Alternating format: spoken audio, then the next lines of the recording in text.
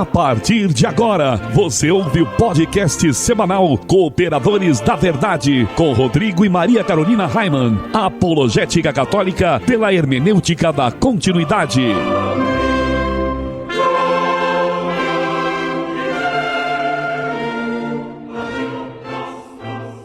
Olá, amigo ouvinte, paz e bem, aqui quem vos fala é o professor Raimann e estamos começando mais um podcast semanal Cooperadores da Verdade, apologética católica pela hermenêutica da continuidade. Aqui se fala a verdade, custe o que custar, doa a quem doer. Tudo bem, Carol? Tudo ótimo, Raimann, graças a Deus. Salve Maria Imaculada. Muito frio aí, meu bem? Demais. Você, amigo ouvinte, que está nos escutando aqui pela internet, né? Não sei onde você está ouvindo esse programa. Não sei se aí faz frio, se não faz. Tem o pessoal que escuta no Nordeste, né? Na Bahia, que não é tão frio assim como aqui. Mas aqui, olha, tá de bater os queixos, né? Tá demais. E nós queremos mandar um grande abraço a todos os nossos irmãos dessa terra de Santa Cruz, com frio ou sem frio, né? Que nos acompanham no site, nas redes sociais e nas diversas rádios que nos retransmitem.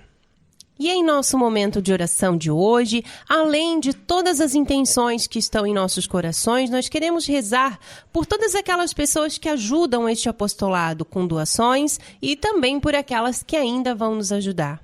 Estamos reunidos em nome do Pai, do Filho e do Espírito Santo. Amém. Pater noster qui es in celis sanctificetur nomen tuum.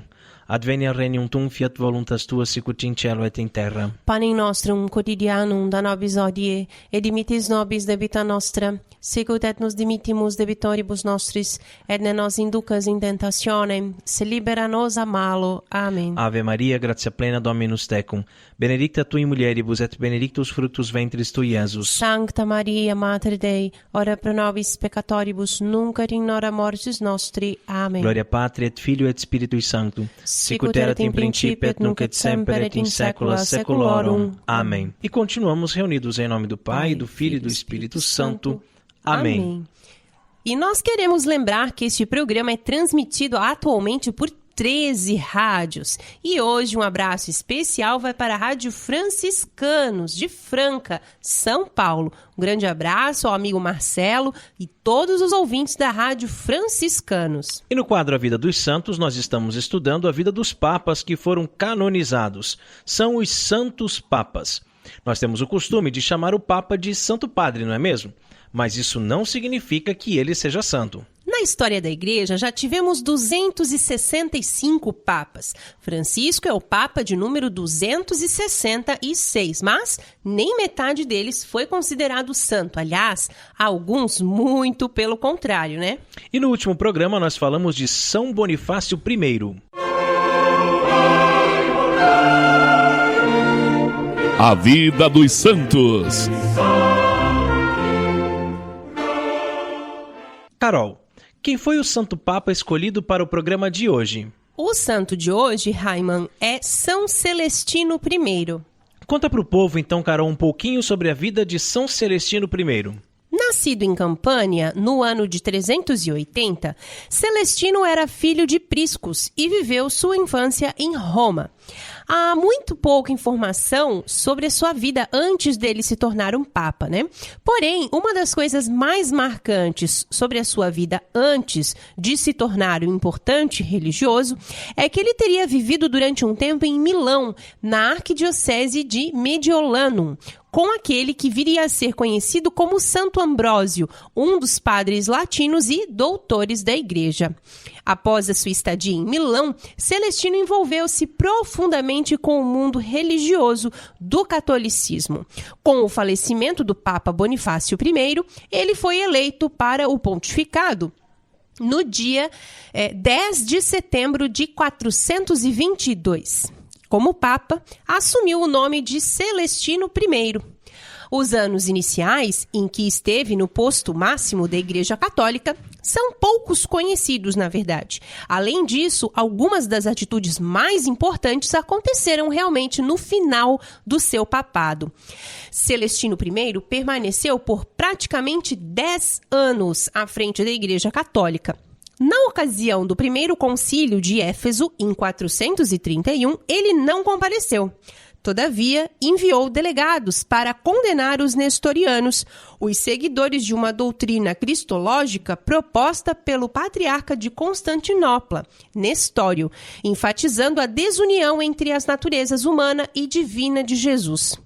Como cristão, Celestino I condenou também os pelagianos, seguidores de uma teologia cristã que sustentava que todo homem é responsável por sua completa salvação, ou seja, não necessitando da graça divina para ser salvo. Celestino enviou representantes para a Irlanda com a função de ampliar a obra missionária naquela região. Em Roma, Celestino I confrontou-se fortemente com os novacianos, os seguidores de um movimento do cristianismo primitivo que se recusavam a readmitir os cristãos que tinham negado sua fé e realizado rituais com sacrifícios aos deuses pagãos. Durante a perseguição aos cristãos empreendida pelo imperador Décio no ano de 250. Celestino aprisionou o bispo dos novacianos e proibiu os seus cultos. Celestino I foi um papa que combateu qualquer ideia questionadora à fé, como estabelecida pela Igreja Católica Romana. Entrou em choque com grupos diversos e os derrotou e os oprimiu.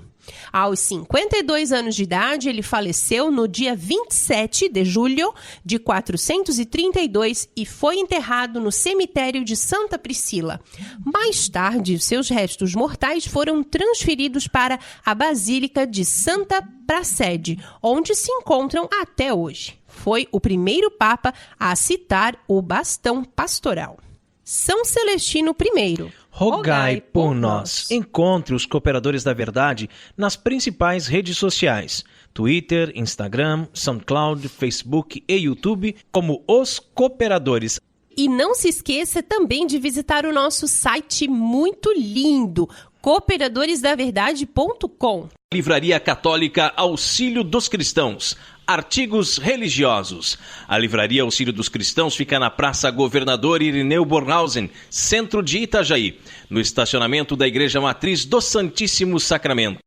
Calendários, bíblias, livros, artigos litúrgicos, camisetas, cartões, presépios, crucifixos, imagens sacras, CDs, DVDs e muito mais. Telefone 3349-0692. 3349-0692. Livraria Auxílio dos Cristãos. 21 anos de tradição. Carol, qual é o conselho de Padre Pio para nós no programa de hoje? Quanto mais se caminha na vida espiritual, mais se sente a paz que se apossa de nós. Orando com Padre Pio. Paz se apossa de nós, diz Padre Pio. E Jesus nos diz no Evangelho escrito por João, capítulo 14, versículo 27 e seguintes. Abre aspas. Deixo-vos a paz, dou-vos a minha paz. Não vou-la dou como o mundo a dá. Não se perturbe o vosso coração, nem se atemorize. Fecha aspas. A paz que Jesus nos dá se apossa de nós e nós nos apossamos dela, da mesma forma que Jesus se apossa de nós e nós nos apossamos dele na Eucaristia. Jesus, eu sou teu e tu és meu. Só tu és dono de mim. Toma posse, Senhor, da minha vida, que a tua paz e não a do mundo possa se apossar de mim, de cada um de nós, e sabemos que, como nos diz Padre Pio, vamos sentindo que a tua paz se apossa de nós a cada dia, quanto mais caminhamos na vida espiritual. Maria Carolina, mas existem certas igrejas católicas que eu poderia citar como exemplo. O Carmelo, aqui em Itajaí, e também a Igreja Matriz do Santíssimo Sacramento, também aqui em Itajaí, igrejas que nos transmitem uma paz interior incrível. Pode não estar acontecendo nada lá, pode não ter missa nem nenhuma outra celebração, mas basta adentrar ao templo e ser tomado pela paz que vem de Cristo. E essa paz toma posse de nós de uma forma tão intensa que perdemos até a noção da hora e não vemos o tempo passar. Quando estamos ajoelhados na Santa Missa diante do sacrossanto corpo de nosso Senhor Jesus Cristo, também somos tomados por essa paz e deixamos de perceber tudo o que é exterior e sentimos somente o que é interior. Por mais que você vá a uma celebração barulhenta, em que o Ministério de Música está lá com seus pandeiros e atabaques, e todo mundo batendo palmas, e etc, etc. Na hora que nós comungamos o corpo de Jesus, essa paz toma conta de nós de uma forma que tudo em volta se desliga, tudo se apaga. Você fecha os seus olhos e mergulha numa escuridão profunda, num silêncio profundo na sua alma, que pode estar acabando o mundo lá fora, pode estar acontecendo a Terceira Guerra Mundial, que você está mergulhado na paz de Cristo. Não nos damos mais conta do que está acontecendo ao nosso redor e nem ouvimos mais nenhum som, nenhum ruído exterior, além da sineta tocada pelo coroinha. O som da nossa respiração e o bater do nosso coração que parece dizer: Jesus, Jesus, Jesus. É dessa paz, verdadeiramente, que Padre Pio está falando. E se ainda nós não conseguimos senti-la, é porque não estamos caminhando com afinco na vida espiritual. Talvez a nossa vida espiritual esteja estacionada, talvez ela até esteja esfriando. Às vezes por nossa própria culpa e outras pelo ambiente que frequentamos. Se costumamos sempre ir à missa em uma paróquia onde o padre é adepto da teologia da libertação, né? E vive uma vida desregrada, onde tudo já foi dessacralizado, é natural que você esteja esfriando ou até mesmo perdendo a fé, né? Pois de alguma forma a pessoa se deixa influenciar pelo ambiente paganizado. Durante muito tempo eu procurei ir em igrejas diferentes, em cidades diferentes, todas católicas, claro, né? Não estou falando que ia em igreja protestante aqui também, né? Mas com a intenção, até a Maria Carolina pegou uma parte, né, dessa minha história, a gente já estava namorando, sempre com a intenção, né, meu bem, de observar costumes das comunidades, hábitos e principalmente a qualidade da liturgia. E, portanto, nós já conhecemos muito bem, né, praticamente todas as igrejas da nossa região. E nós sabemos qual é o tipo de celebração que iremos encontrar em cada uma delas. Então, a gente recebe a escala, né, a escala dos padres, isso, de todas as comunidades aqui da nossa paróquia, né? E nós sabemos que determinado lugar, a missa é tal hora, vai ser tal padre. A gente já diz, opa, esse aqui tem mais zelo pela liturgia, esse aqui né, não é tanto de ficar falando de política, falando bobagem, né? Às vezes até a comunidade também, né, Raiman? A gente já sabe que tem comunidades que são muito barulhentas. Tem comunidades que tem já a bateria fixa lá no local, né? Então a gente sabe já... comunidades que a gente já sabe que vai ter guitarras, contrabaixos, baterias... chocalhos e show, tambores. Né? Na verdade, que ao invés de estarem cantando a missa, estão cantando na missa, mas não estão cantando para Deus, estão cantando para as pessoas, porque estão fazendo um showzinho. Querem ser vistos, querem ser ouvidos, querem ser aplaudidos. Então, quando a gente já percebe essas comunidades, a gente já evita, né? Então, não é porque você está escolhendo o padre fulano de tal, ou você está escolhendo o ministério beltrano de tal. É porque você está escolhendo uma liturgia melhor celebrada. E a gente tem direito, como fiel católico, a gente tem direito a uma liturgia bem celebrada, né? Às vezes alguém vem e me pergunta por que eu não vou nessa ou naquela igreja, pois, né, como eu falei, afinal nós não devemos ir à missa por causa do padre, e sim por causa de Cristo, né? Como também me perguntam por que você não vai no cerco de Jericó, né? Ou por que você não vai na novena não sei das quantas. Gente, eu concordo que a gente não deve escolher o padre, mas eu acredito, e já falei aqui, vou falar novamente, que eu tenho o direito de participar de uma liturgia bem celebrada. E não só isso, acho que a gente tem a necessidade também, Necessidade, claro, a gente tem, né, essa necessidade de participar de uma liturgia bem celebrada, né? E por isso que nós evitamos certos lugares onde nós sabemos que, ao invés de ser apossado pela paz, nós só iremos nos irritar, né? Nos aborrecer e às vezes... chorar. Não poucas vezes eu já vi a Carol chorando, né? Por causa dos abusos litúrgicos e as ofensas a nosso Senhor. Que assim seja. Amém. Orando com Padre Pio conta com o apoio de Feller Contabilidade, do nosso amigo Diácono Vital. A Feller Contabilidade fica na Rua Aldílio Garcia, número 479. Nesta você pode confiar.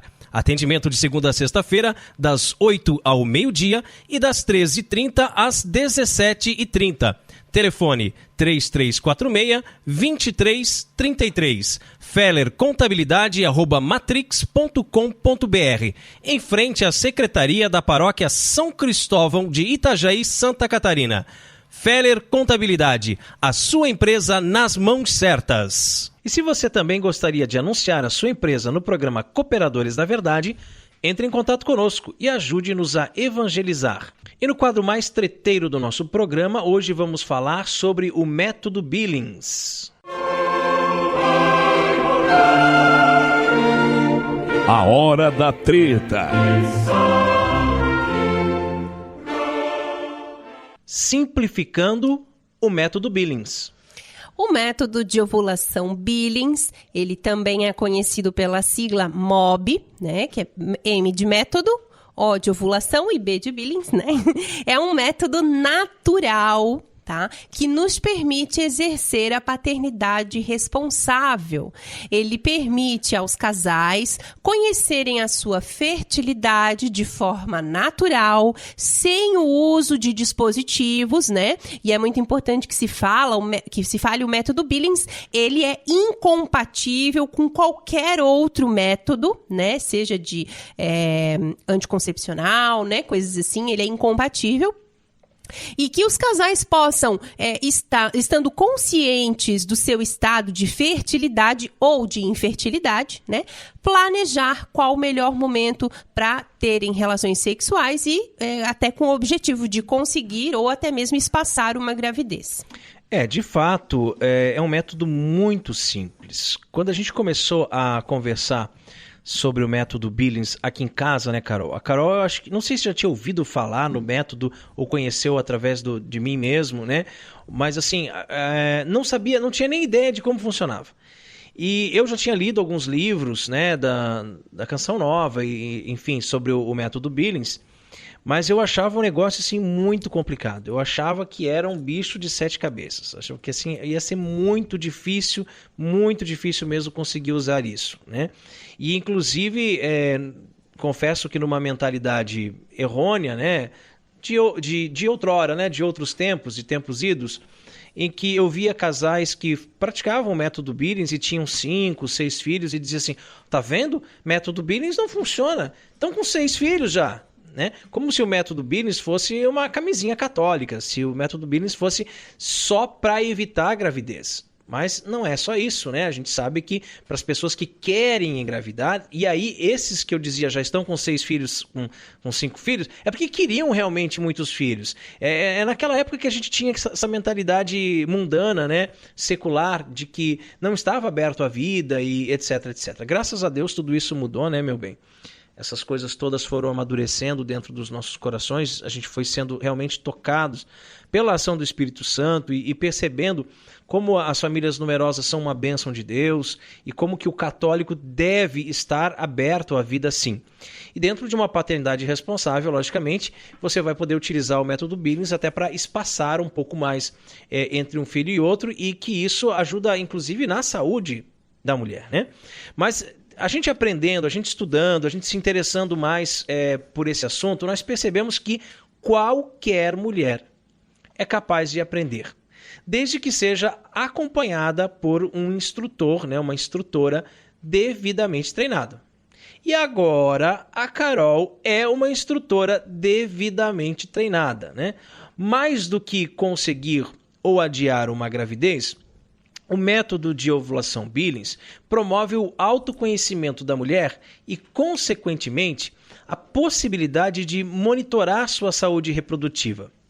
Assim como a doutora Evelyn Billings, nós cooperadores da verdade, pensamos que toda mulher deveria aprender o MOB. Então, Carol, conta pra nós. Como é que você conheceu o método? Bem, eu conheci o método através de um vídeo do Padre Paulo Ricardo. Ele falou sobre o método, né? E logo depois, em seguida, parece que o tema perseguia, né? Daí veio as nossas conversas também.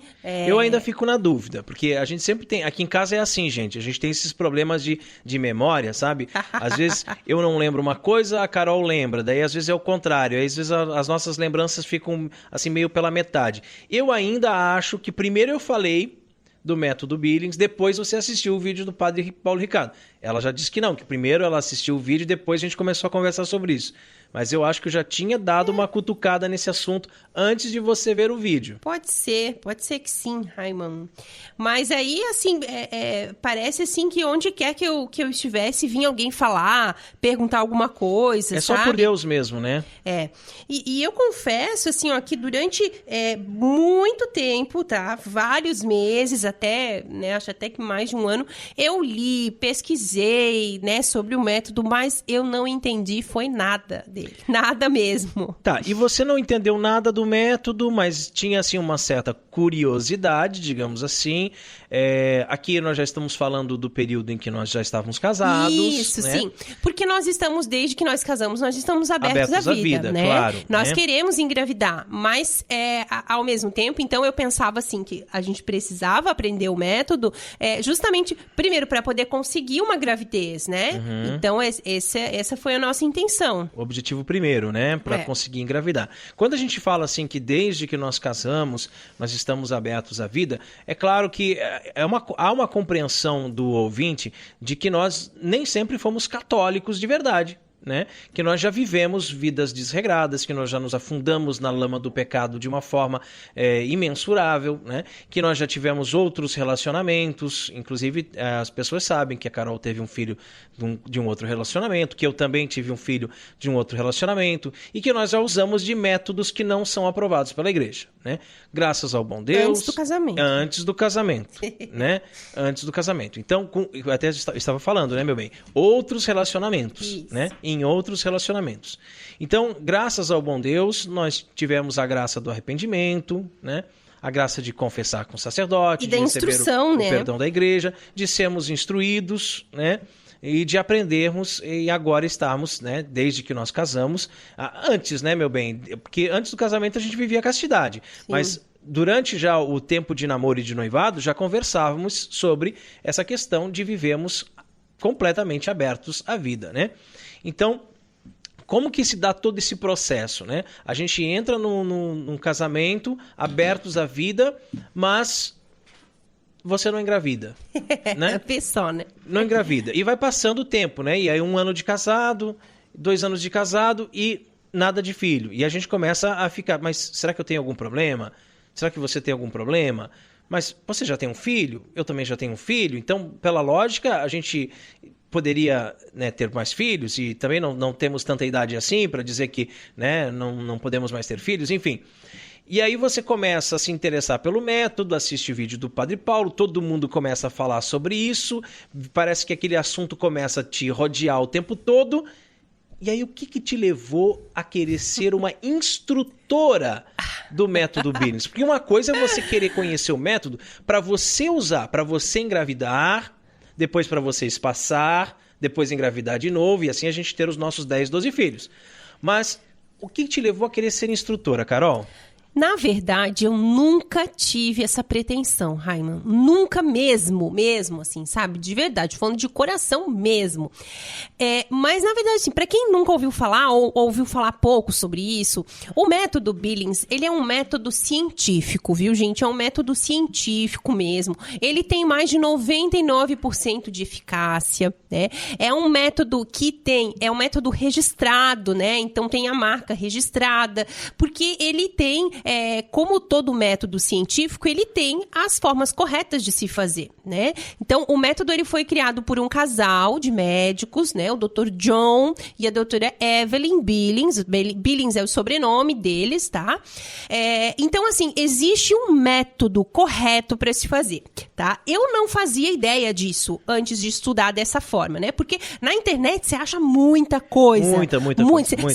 Você acha os gráficos lá, você acha a forma de preencher os gráficos e tudo. Você acha muita coisa. Tudo que eu vi, tudo que eu assisti de vídeo, tudo quanto é livro que eu vi, fala sobre o método, mas não fala como você deve fazer. Né? Aí aconteceu que a Arquidiocese aqui de Florianópolis ofereceu uma palestra no fim do ano passado, nós estamos falando do ano de 2017, em novembro, e falava sobre o método, né? Foi uma ação, assim, bastante inovadora, né, aqui da nossa arquidiocese, que envolveu ali principalmente a pastoral familiar. Eu também não quero citar nomes, né, para de repente não ser injusta, não esquecer de ninguém. Sim. Mas foi, assim, um encontro bastante curto, na verdade, e foram dadas algumas pinceladas sobre como que o método funcionava. Nós refletimos bastante também sobre a Humanae Vitae, né, que é a encíclica que esse ano completa 50 anos, né?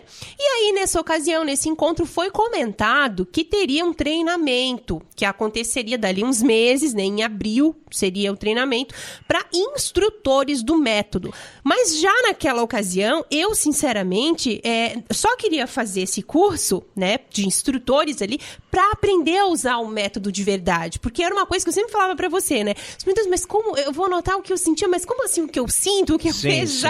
Era uma coisa muito nebulosa para mim, muito, muito obscura, assim, apesar de ler muita coisa, de ter acesso a muita informação, eu queria participar desse treinamento, né, apenas para poder usar. Eu não pensava em ser uma instrutora, nada, e eu nem sabia que existia dessa forma, tá, Raiman? Até então, ninguém nunca tinha me dito que existem instrutores. Inclusive, você foi sozinha nesse primeiro encontro, e daí veio para casa toda empolgada, dizendo que teria um segundo encontro. Isso. Para a formação daí seria mais aprofundado, né? Mais esse dias. Esse curso para formação de instrutor, que não ficou claro o que era esse curso, né? Então, de repente, você passou uma informação para mim, dizendo que ia ter um curso que agora sim nós vamos aprender como vai funcionar o método. Vá junto comigo, né? Então, ali a gente já começou, né, a se articular para ir participar juntos do curso, porque nós pensamos, agora nós vamos aprender. E quando falava que vai formar instrutores, nós pensamos que seriam palestrantes, assim. Então vai ser massa, né? Porque daí a gente vai poder fazer um programa Cooperadores da Verdade falando sobre o método Billings. De repente a gente pode dar uma palestra lá na nossa paróquia sobre o método Billings. Deve ser isso que é o instrutor. E depois a gente descobriu que não era nada disso, né? Sim. E como eu falei, o método, por ele ser um método científico, ele existe uma forma correta de você fazer. Por isso que existe o papel de instrutor, né? Exato. Nós, como instrutores, nós assinamos num termo, nós nos comprometemos, na verdade, o nosso certificado até fala sobre isso, que nós nos comprometemos a orientar as pessoas da forma correta de viver o método, sabe? Olha, talvez eu tenha entendido errado, Carol, mas eu acredito que a mulher não vai conseguir fazer o método sozinha. Exato. Ela precisa do acompanhamento de uma instrutora. Sem dúvida. Até mesmo porque muitas mulheres confundem a tabelinha com o método Billings, sim, são né? duas coisas bem diferentes. Assim como eu né? já confundi também, né? Tem o gráfico, tem a régua e tal, mas não é a tabelinha, né? Exato. Então, assim, é muito importante o papel do instrutor. Para quê? Para você seguir fielmente o método, né? Da forma como ele foi proposto, da forma como esse método foi concebido. Isso, e ali você vai primeiro entender o ciclo, né? Para depois poder trabalhar alguma coisa em cima dele. A tabelinha não, a tabelinha ela vai generalizar, vai fazer como se fosse lá, 28 dias é assim, assim, assim, vai ser sempre... E aí por isso que falha tanto, Sim. né? Tá, mas, Carol, você está fazendo agora o método porque nós estamos tentando engravidar, né? Há quanto tempo, mais ou menos, que você começou a usar, que você começou a fazer o gráfico?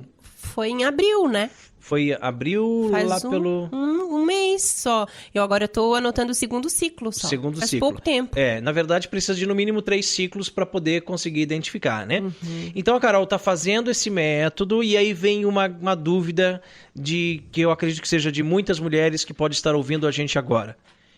É muito complicado, Carol? Não é não, Raiman. Eu pensava que era, tá? Vou ser sincero pra você, pros nossos ouvintes. Eu pensava que sim. Eu pensava que o método era difícil. Mas é realmente assim, ó. Ele é muito, muito, muito simples e fácil, né? Só que, acima de qualquer coisa, ele exige dedicação e disciplina da mulher, sabe? Mas é isso que muita gente não gosta, né? Ter disciplina, ter que anotar as coisas no horário certinho, sim, no momento certo, fazer as verificações corretamente, né?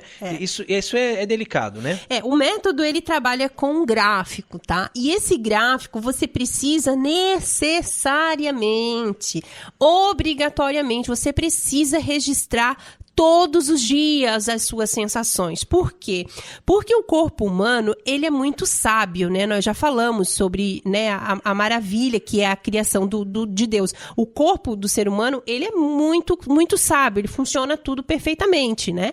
Então, mas isso muda de mês para mês, isso muda de ciclo para ciclo. Então, a mulher precisa anotar todos os dias o que ela está sentindo. Todos os dias fazer essa anotação ali no gráfico, né? Não tem como você achar que vai se lembrar de como você estava se sentindo há 2 semanas atrás, não é mesmo? Exato. Eu vou te perguntar, não, na quinta-feira passada, como você estava se sentindo?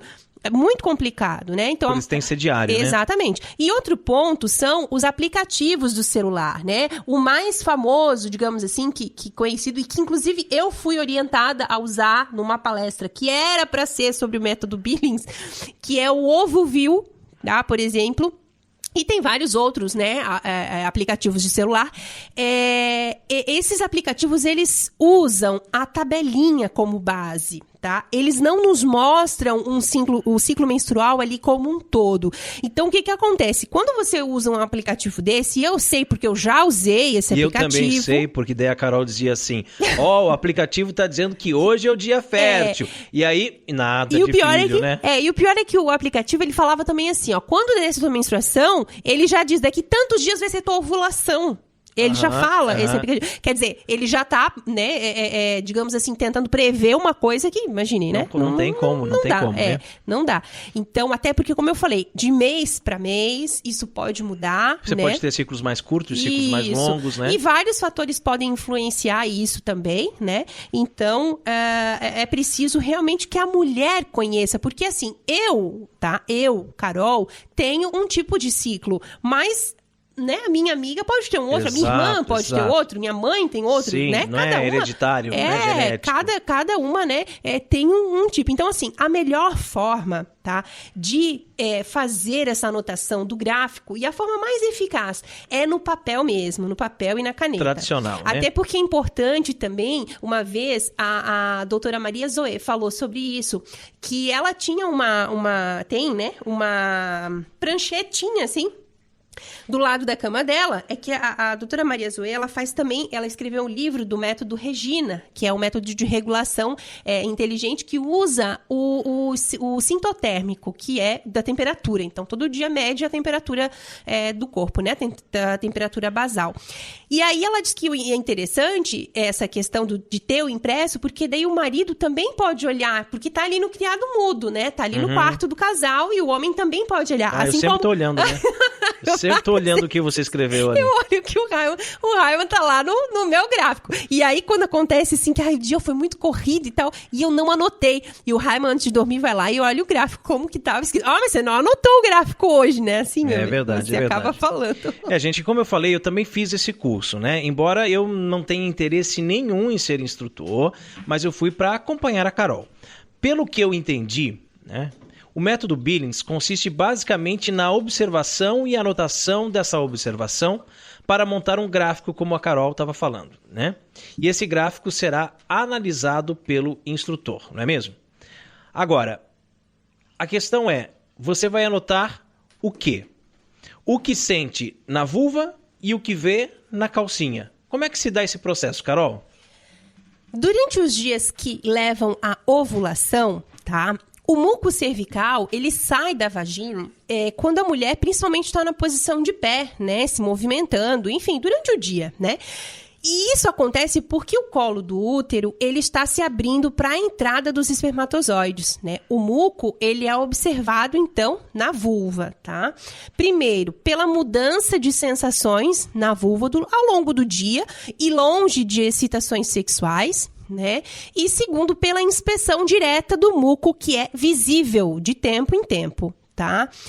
O registro dessas observações, ele se faz sempre no final do dia, né? E o registro, ele vai revelar os padrões de infertilidade e de fertilidade de cada mulher.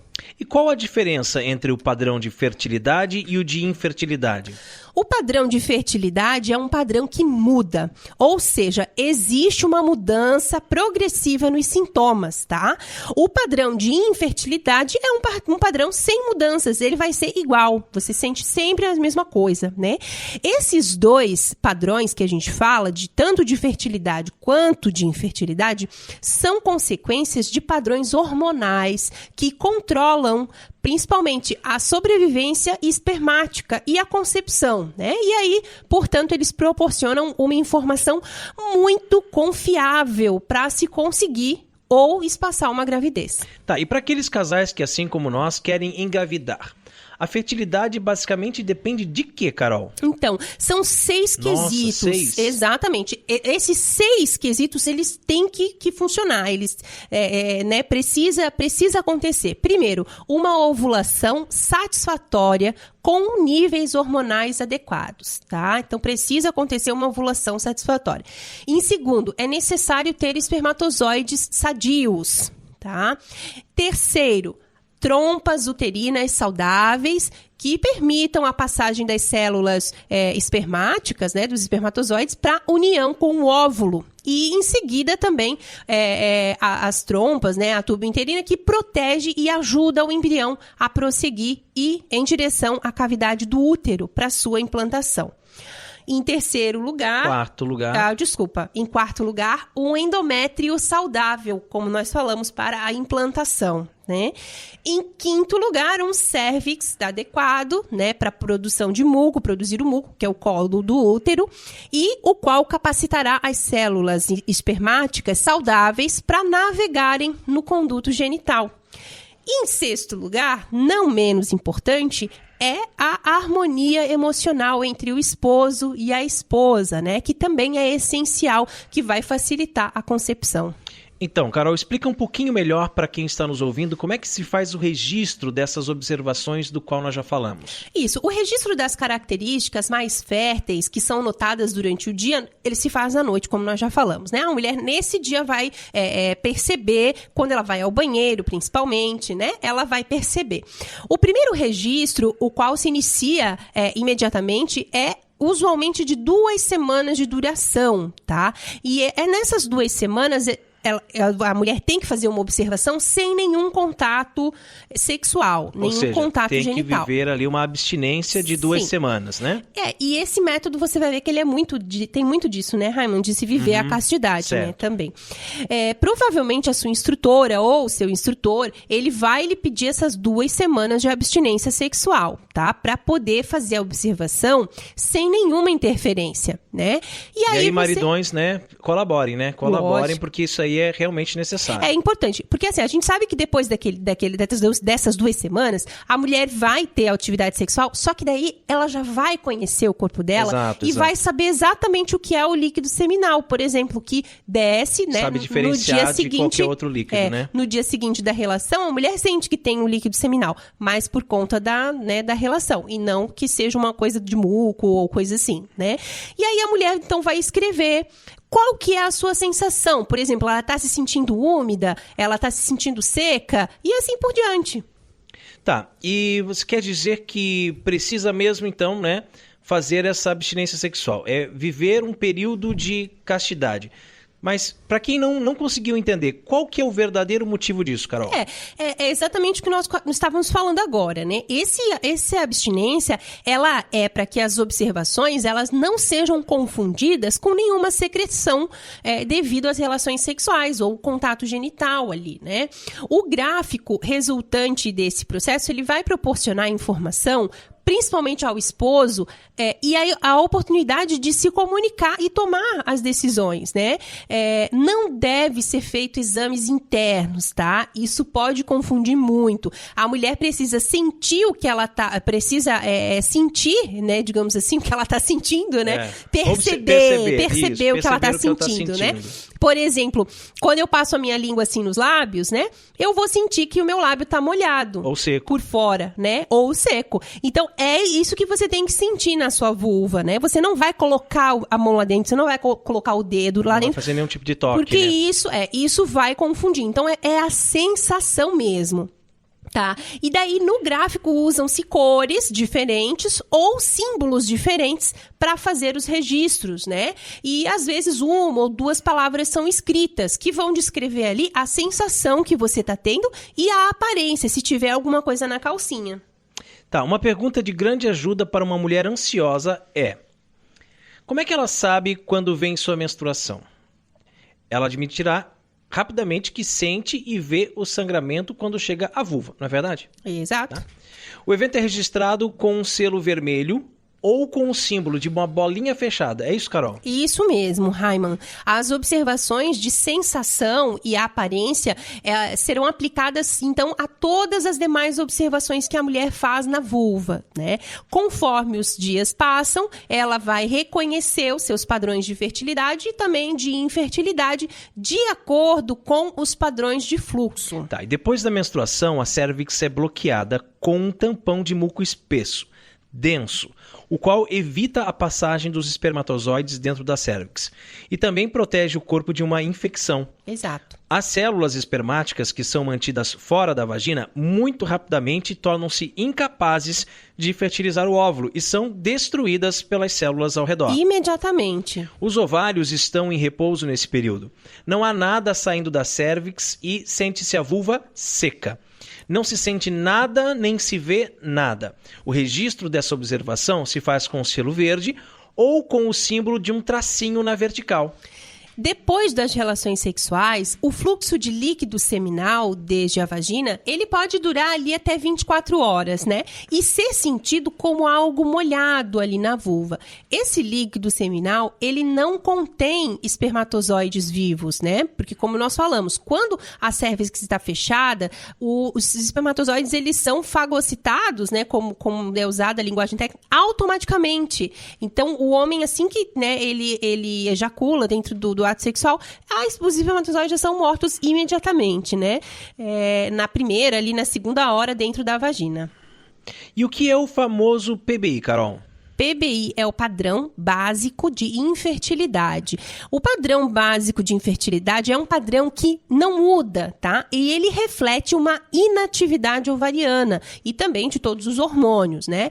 Nos ciclos longos, ele é conhecido por uma secura, tá? Sem mudança, ou a vulva seca e com uma pequena quantidade de muco, né, que se vê que é o mesmo a cada dia. Então, ele sempre vai ter, existe, claro, o padrão básico de infertilidade de fluxo, mas aí são casos, né, que a gente pode estudar em cada mulher, mas o geral, geralmente, é isso. Nesse caso, então, os ovários estão em repouso, muito pouco estrógeno está sendo reproduzido, a cérvix está fechada e não há penetração de espermatozoides. Mas por que precisa analisar 3 ciclos? Bom, se o fluxo ele permanece o mesmo dia após dia por 3 ciclos, né, é um sinal de infertilidade. Aí a gente pode comprovar que seja um sinal de infertilidade, tá? Nós vamos sentir a vulva seca e o muco, que é o resultado de pequenos fragmentos que se desprendem ali da parte baixa desse tampão, digamos assim, que é pouco, bem pouquinho e opaco. Esse padrão sem mudança de infertilidade, ele é comum para muitas mulheres. Tá, e como é que nós identificamos o ponto de mudança? Quando muda a sensação de seca para não mais seca. É uma coisa assim bem básica. Exato. Né? O ovário, ele está ativo e está produzindo estrógeno, o qual estimula a cérvix, né, para que ela atue. E daí produz-se o muco líquido e esse libera, então, esse tampão, digamos assim, que não permite que os espermatozoides e também nenhuma doença entre, né, para o pro útero, e aí os espermatozoides agora eles podem entrar na cérvix. Isso é registrado no gráfico com o símbolo de uma bola aberta, certo? Isso mesmo, é uma bolinha aberta. E nesse momento, a aparência do muco pode ser espesso e opaco. Esse muco opaco e pegajoso, ele não indica infertilidade, né? O fato de que tenha chegado à vulva significa que deixou a cérvix, deixando aberta para os espermatozoides, tá? E da mesma forma, onde há um padrão básico de infertilidade de muco, o ovário volta à sua atividade. O ponto de mudança, ele é notado sempre na vulva, né? Como a gente falou, quando muda essa sensação. E aí ele indica que agora as células, né, espermáticas podem, então, adentrar a cérvix. E o que é o ápice, que é marcado com um X no registro? O ápice é o ponto que está muito perto do tempo da ovulação, né? Digamos assim, é o dia D. O ovário, ele já está produzindo progesterona, né? Já que o folículo está se preparando para liberar o óvulo dentro da trompa uterina. A progesterona está ativando a parte mais baixa da cérvix para que produza o muco espesso, né? Esse muco pegajoso, o qual, passados os 3 dias, fechará gradualmente o canal da cérvix. Então, todo mês é isso. A cérvix, né, que é o colo do útero, ele tá fechado, ele se prepara, ele vai se abrindo, e ali depois de 3 dias, então, ele fecha completamente e segue assim até o final do ciclo, né? E então, os espermatozoides, eles podem passar, né, nesse tempo em que o colo do útero está aberto. E aí, os espermatozoides alcançam rapidamente a parte externa da trompa uterina, onde o óvulo está se preparando ali, esperando, digamos assim, para ser fertilizado. Então, quando se identifica o ápice, existe ali uns 3 dias, né? E nesse período, então, para quem quer engravidar, é como você disse, o dia D, é o período correto para ter relação. E para quem está espaçando por algum motivo justo, então é aqueles dias que deve ser evitado, né? Isso mesmo. O ápice, ele é sempre verificado de forma retroativa, sabe, Rodrigo? Então, ele é sempre o último dia de sensação escorregadia. O que é uma sensação escorregadia? Quando a mulher vai no banheiro, por exemplo, e ela passa o papel higiênico, ela sente a vulva dela escorregadia, sabe? Ela vai se secar, né? Fez xixi, vai se secar e sente ela escorregadia. Então, é sempre o dia mais fértil no ciclo, é chamado de ápice, tá? Por ser o dia ápice da fertilidade, está associado a uma maior sensibilidade, também até um edema na vulva. E o que é a fase lútea? Desde o 4º dia depois do ápice, né, que é o último dia de sensação escorregadia na vulva, a cérvix é fechada, tá? Com um muco bastante espesso, e ela evita que os espermatozoides entrem ali na cavidade do útero. O corpo lúteo está no ovário, produzindo ambos, né? Estrógeno e progesterona. E se não houver o contato genital, desde o início do primeiro ponto de mudança até o início do 4º dia após o ápice, o óvulo não será fertilizado e vai se desintegrar nas trompas. E o que indica o fim do ciclo? Como é que eu sei que o ciclo acabou? A menstruação. Qualquer sangramento após a ovulação é a menstruação. Ah, bacana. Então, um ciclo ele inicia com a menstruação e ele também termina com a menstruação. Isso mesmo. Na verdade, a menstruação, ela indica sempre o início de um novo ciclo. O primeiro dia da menstruação é o primeiro dia do seu ciclo. Normalmente, são 11 até 16 dias depois da ovulação, né? E aí, inicia o ciclo seguinte. Claro, como eu já falei, cada mulher é uma mulher. Isso é para a maioria das mulheres, mas é claro que tem mulheres que, né, têm ciclos maiores. E aí, nesse momento, esse tampão, digamos assim, deixou a cérvix para permitir a passagem do sangue do útero, né, para o exterior, tá? Os ovários, então, regressaram agora ao seu estado de repouso, né? Então, se houve um ápice, né, isso é uma ovulação, qualquer sangramento que ocorra depois disso é a menstruação, como eu falei, e é um aviso de um novo ciclo começando. Fala um pouquinho então, Carol, sobre as regras do método de ovulação Billings. O que é preciso para se conseguir a gravidez? Esse método científico, ele tem algumas regras, né? Nós precisamos aplicar as regras dos primeiros dias, tá? Isso torna capaz da mulher reconhecer a mudança do padrão fértil de muco, tá? Adiar uma relação sexual até que ocorra o muco escorregadio. Então, no último dia dessa sensação é que a mulher vai ter a primeira relação sexual, tá? Por exemplo, depois que desceu a menstruação da mulher, ela vai se sentir bastante seca, tá? Esse é o PBI. Ela vai começar a notar uma sensação diferente, ela vai começar a se sentir úmida ou molhada, enfim. Então, ali nesse momento, ela vai parar de ter relações sexuais, né? E aí ela vai ter, antes disso, voltando um pouquinho ali, depois da menstruação, quando ela tiver nesse padrão básico de infertilidade, ela pode ter relações sexuais em noites alternadas, né? Uma noite sim e uma não, uma sim e uma não. Até para que ela possa sentir se vai mudar alguma coisa. Mudou alguma coisa, ela se sentiu úmida, se sentiu molhada, ela para de ter relações sexuais e espera ali, né, aqueles 3 dias para ver se vai voltar a ficar seca ou não. E para evitar a gravidez, lembrando, claro, que o método Billings não é camisinha católica, como nós já falamos aqui. É um método natural, de conhecimento do corpo, aprovado pela igreja e que auxilia no espaçamento responsável dos filhos, não é mesmo? É isso aí. E para quem quer espaçar entre um filho e outro e precisa evitar ali uma gravidez por motivos justos, Por motivos justos. A gente nem vai entrar nessa questão porque também ficaríamos muito tempo, né, Raiman? Mas assim, você querer comprar um carro novo não é um motivo justo. Você querer... vou esperar terminar de pagar minha faculdade não é um motivo justo. Ou, porque um filho é muito caro, um filho dá muita despesa, não é um motivo justo, né? Nós precisamos estar abertos a todos os filhos que Deus quiser nos mandar, né? Então, se a pessoa quiser evitar, né, precisar, digamos assim, evitar essa gravidez, de saúde, também né? São motivos justos. Ela usa essa regra dos primeiros dias e também vai aplicar a regra do ápice. Tá, você pode explicar melhor essas regras, Carol? Então, vamos lá.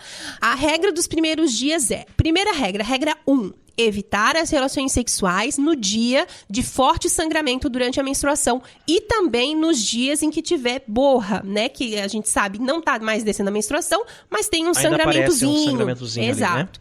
A regra número 2 é em noites alternadas são disponíveis as relações sexuais, tá? Quando estes dias forem reconhecidos como inférteis, que daí a mulher já vai ter percebido o padrão básico de infertilidade dela.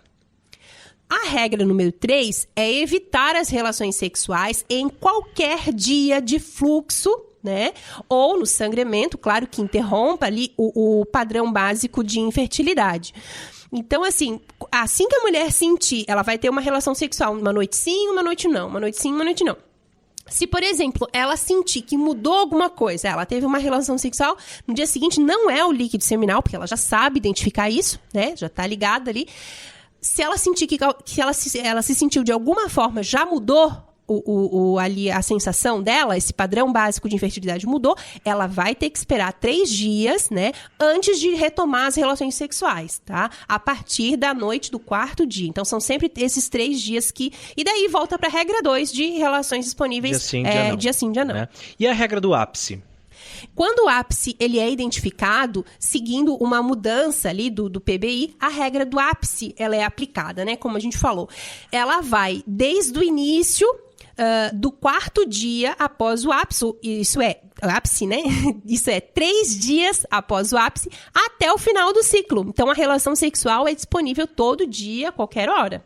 Tá, eu sei que você já falou bastante sobre o gráfico, mas afinal de contas, qual é a importância do gráfico?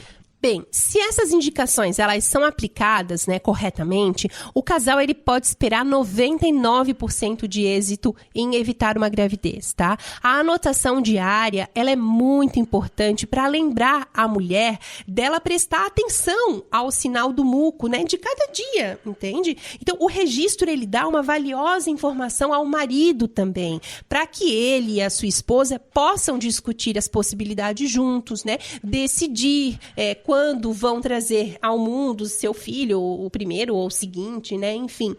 E dessa forma, inclusive, se estabelece uma poderosa e amorosa comunicação entre eles, né?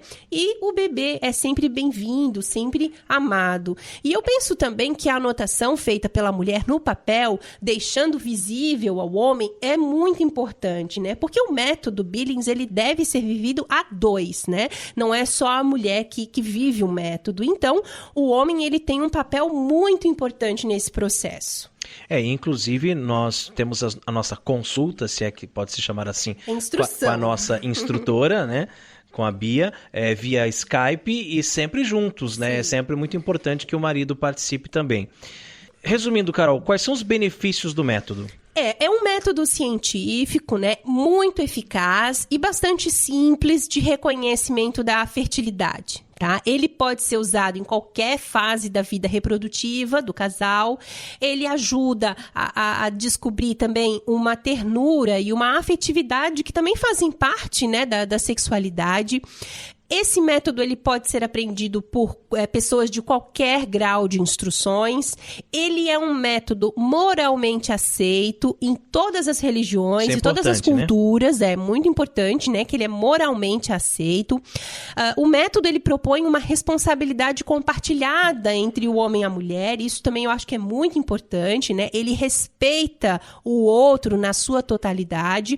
Não causa nenhum dano, nenhum efeito colateral. Como essas porcarias dessas drogas que as mulheres tomam por aí. Exatamente. Né? Ele não tem nenhum custo, né? Não tem nenhum custo. Ele vai também desenvolver uma melhor comunicação entre o casal, né? E principalmente assim, a mulher vai conhecer o corpo dela, né? E eu acredito que isso é o mais importante, da mulher se conhecer. Então nós vamos encerrar esse nosso momento sobre o método Billings. Que eu quero ler um trechinho aqui da Humanae Vitae, né, que foi escrita em 25 de julho de 1968 pelo Papa Paulo VI. Abre aspas. Assim, quem refletir bem deverá reconhecer de igual modo que um ato de amor recíproco que prejudique a disponibilidade para transmitir a vida que Deus, Criador de todas as coisas, nele inseriu segundo leis peculiares, está em contradição com o desígnio constitutivo do casamento e com a vontade do autor da vida humana. Usar desse dom divino, destruindo o seu significado e a sua finalidade, ainda que só parcialmente, é estar em contradição com a natureza do homem, bem como a da mulher, e da sua relação mais íntima. E, por conseguinte, é estar em contradição com o plano de Deus e com a sua vontade. Fecha aspas. O crédito desse texto, que serviu de base para nossa reflexão, ele foi tirado do site do Semplafam, que é a Confederação Nacional de Centros de Planejamento Natural da Família. É uma associação civil, sem fins lucrativos e representante oficial da Organização Mundial do Método de Ovulação Billings, aqui no país, né, no Brasil, e se dedica à propagação dos métodos naturais de planejamento familiar, em especial ao ensino, né, do autêntico, como nós estamos falando aqui, do autêntico método de ovulação Billings, que tem uma marca registrada. Beer House Cervejas Especiais. Empório especializado em cervejas nacionais e importadas, com agradável espaço para degustação e inúmeras opções para presentes. Produtos para harmonização, copos, taças, kits e cestas e, é claro, muita cerveja. Aberto ao público de segunda a sexta, das 15 às 23 horas e aos sábados, das 10 às 22 horas. A nossa missão é trazer o universo cervejeiro cada vez mais próximo dos apreciadores dessa bebida inigualável. A Beer House está situada à Avenida Coronel Marcos Conder, número 950, Sala Térrea, Centro, Itajaí, Santa Catarina. beerhouse.mkt@gmail.com. Fone 3045-5821. Beer House, a primeira casa cervejeira de Itajaí. E rezemos a Virgem que nos proteja, nos guie e cuide do nosso apostolado.